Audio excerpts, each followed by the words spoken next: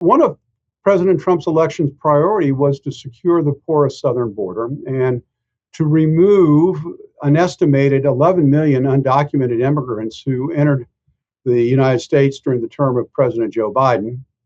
That was certainly the campaign pledge. Maricé, here in Maryland, we're home to approximately 300 undocumented immigrants.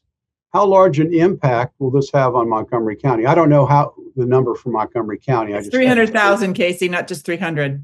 What? Yeah, so it's 300,000 illegal immigrants. 300,000? I'm sorry. Yeah, you just said 300. Oh, did I? Okay. Yes. I'm sorry. So, Maricé, what can Montgomery County do when confronted with this issue?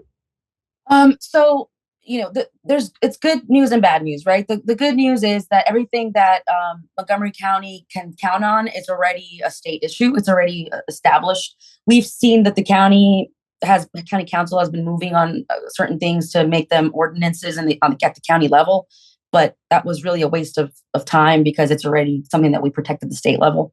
That's probably why I'm not on the county council, because I would tell these advocacy groups, why are you wasting time and taxpayers' money on just redoing what we're already doing at the state level? But that said,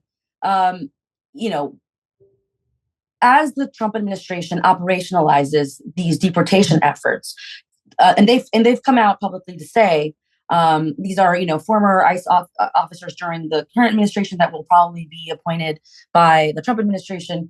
They have said, we are going to raid, detain, and deport within 24 to 48 hours so that these people don't have access to attorneys or judges. And the only way that they can do that is by really focusing on certain communities that will guarantee that will fill up planes as soon as possible. And so the czar, and his last name is escaping me. I'm sure Laurie knows who I'm talking about. Yes, Tom Homan. Yes, thank you.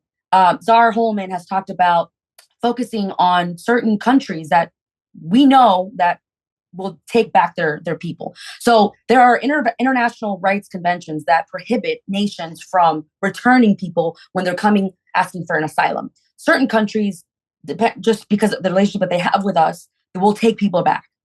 Haiti, Guatemala, Nicaragua, and Honduras. Now, Maryland will be affected because we have undocumented folks, 200,000 plus when I was elected. It sounds like it's, at least 35 or 40,000 more since. But when you look at the undocumented population of Maryland, you're talking about a large community of Salvadorans. And Salvadorans, unfortunately, under the eyes of Laurie, because she just called them illegals, are actually temporary protected status folks. The issue is they're undocumented because by design, the U.S. doesn't allow them a path to have a green card or to have citizenship. And why do I mention Salvadorans? Because Salvadorans, they have the largest, I would say they're the largest group of immigrants in Montgomery County in Maryland. And they're TPS holders, which means they have tax IDs, which allows them to buy properties, invest, have, businesses, etc. And so, it's not so much that individuals who are undocumented are here and they're just sitting around and not doing anything. Is that they're trying to get some kind of paperwork, but the system does not allow them. And I can tell you this as an immigration attorney myself. I have my phones they're going off nonstop, and individuals they're saying, I've been here for 40 years. I've been trying to become something, but there's nothing for me. There's no relief for me. Well, there's more than just one class.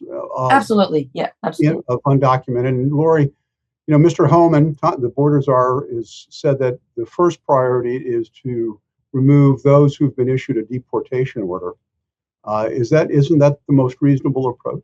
Well, I watched him on Fox News the other day, and he said that the first order of business is public safety and national security threats.